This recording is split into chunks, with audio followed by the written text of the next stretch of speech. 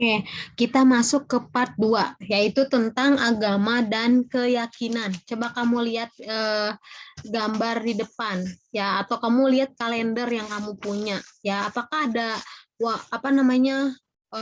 tanggal merah gitu ya, yang kamu bisa lihat? Oke. Nah, saya akan bahas sedikit ya. Ada beberapa tanggal yang ditandai dengan warna merah, ya. Coba kamu amati ya, memperingati hari-hari penting seperti keagamaan. Ya, tanggal tersebut dijadikan hari libur nasional, itu adalah wujud jaminan negara terhadap agama dan keyakinan di Indonesia, ya. Nah, saya akan coba bahas sedikit ya, di mana landasan next kedua ya.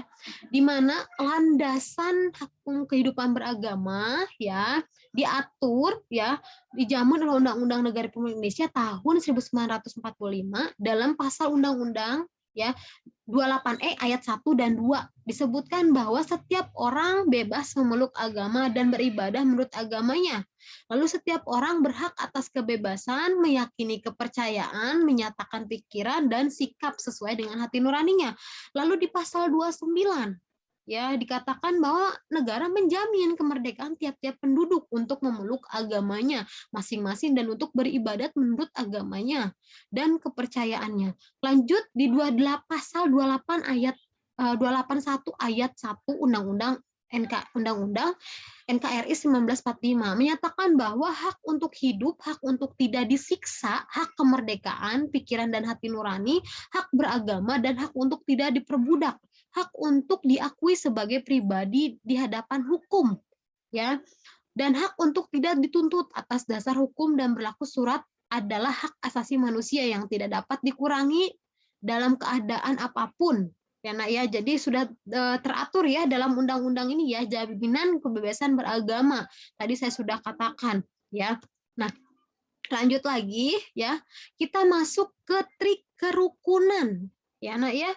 Kerukunan umat beragama di Indonesia ya menekankan pada trik kerukunan umat beragama ya terdiri ya atas kerukunan internal maupun eh, umat seagama, kerukunan umat antar beda umat agama, kerukunan antar umat beragama dan pemerintah ya, di mana kerukunan antara umat beragama adalah cara atau sarana untuk mempersatukan dan mempererat hubungan antara orang-orang yang tidak seagama dalam proses pergaulan masyarakat, tetapi bukan ditunjukkan untuk mencampur adukan ajaran agama. Ini perlu dilakukan, nak, ya, untuk menghindari terbentuknya fanatisme ekstrim yang membahayakan keamanan ketertiban umum. Ya, ini adalah bentuk nyata yang bisa dilakukan ya adalah dengan adanya dialog antar umat beragama ya membahas perbedaan akan tetapi memperbincangkannya tentang kerukunan ya dan perdamaian hidup ya dalam bermasyarakat. Intinya adalah bahwa masing-masing agama mengajarkan untuk hidup dalam keadaan uh, damai dan tentram ya nak ya. Nah, kerukunan antara umat beragama dengan pemerintah adalah dalam hidup beragama masyarakat tidak lepas dari adanya aturan pemerintah, ya, yang mengatur tentang kehidupan masyarakat. Tidak boleh hanya mentaati aturan saja, ya, dalam agama masing-masing, akan tapi juga harus mentaati hukum yang berlaku di Indonesia. Oke, next. Nah, kita masuk ke pertahanan dan keamanan negara Republik Indonesia, ya, nah ya. Lihat di gambar di depan ya, apa sih yang harus dibela? Ya, yang dibela adalah yang lihat peta itu. Peta itu adalah eh, bangsa kita. Ya, yang harus kita junjung tinggi itu adalah eh, bangsa kita sendiri, ya, nah ya. Terus di sini ada kata seperti ini, ada kata-kata seperti ini. Ya, Indonesia memanggil. Tuhan tidak mengubah nasib suatu bangsa sebelum bangsa itu mengubah nasibnya. Ya, marilah bersama membangun bangsa untuk anak dan cucu kita. Ya, kita adalah generasi penerus. Ya, nah ya, kalau kita tidak berubah, ya bagaimana kita bisa mempertahankan bangsa ini? Ya, kita harus punya sikap empati dengan bangsa ini. ya mempertahankan bangsa ini dengan cara apa? Ya Nak ya, dengan cara menjaga tatanan negara ini. Ya, tentang hakikat pertahanan negara. Ya, kamu bisa lihat di sini di depan ya, ada yang bilang bahwa pertahanan negara adalah segala usaha untuk mempertahankan kedaulatan negara. Ya, keutuhan wilayah negara Republik Indonesia dan keselamatan segenap bangsa dari ancaman dan gangguan terhadap keutuhan bangsa negara. Ya, pertahanan negara ini sudah diatur dalam pasal 1 angka 1 Undang-Undang Nomor 3 tahun 2002 tentang pertahanan negara. Nah, di sini di depan ada pertahanan negara, ya ada hakikatnya. Ya, ialah bersifat semesta didasarkan pada kesadaran hak dan kewajiban warga negara serta keyakinan pada kekuatan sendiri. Tujuannya apa? Menjaga dan melindungi kedaulatan negara, keutuhan wilayah negara kesatuan Republik Indonesia, dan keselamatan segenap bangsa dari segala bentuk ancaman. Lalu ada dasarnya, prinsip demokrasi, hak asasi manusia, ya, kesejahteraan umum, lingkungan hidup, ketentuan hukum nasional, hukum internasional, kebiasaan internasional, serta prinsip hidup berdampingan secara damai. Ya, lalu mewujudkan dan mempertahankan NKRI sebagai kesatuan bangsa Indonesia. Ya. Nah, sebentar.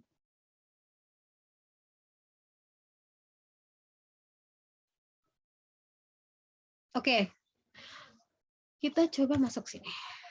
Nah, kesadaran bela negara, ya, kewajiban membela negara itu sudah ada diatur ya oleh undang-undang. Itu siapa saja sih kewajiban membela negara? Itulah kita. Seluruh warga Indonesia wajib dan berhak membela negara. Penyelenggaraan pertahanan negara ya diselenggarakan melalui usaha membangun, membina kemampuan daya tangkap negara bangsa serta menanggulangi setiap ancaman.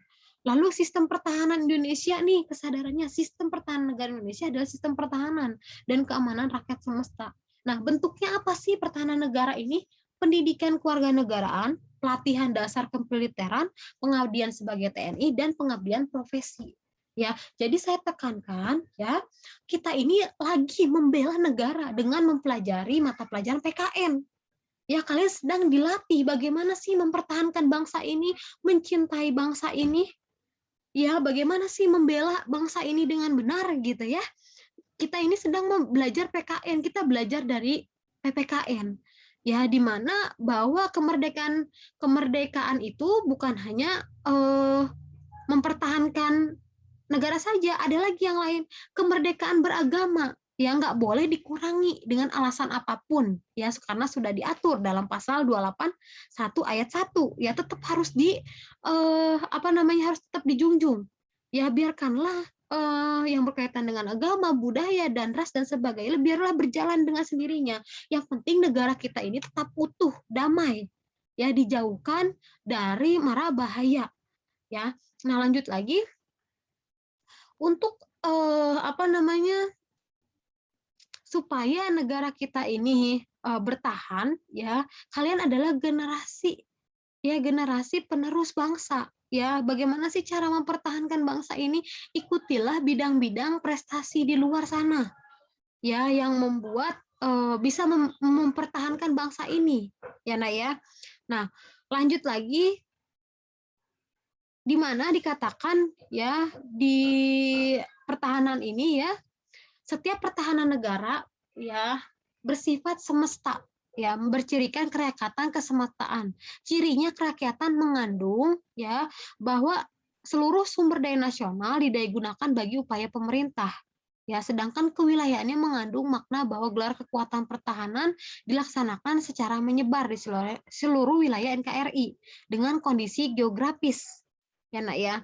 Nah, lanjut lagi, oleh karena itu ya, sekalipun seluruh rakyat dan penyelenggara negara serta segenap potensi bangsa telah berusaha menegakkan NKRI, tentu masih ada ancaman dan gangguan terhadap kedaulatan NKRI. Maka negara kita memerlukan adanya ketahanan nasional yang tangguh dalam upaya menjamin kelangsungan hidup, kejayaan bangsa dan negara ya. Jadi bab 3 cukup sekian ya Naya.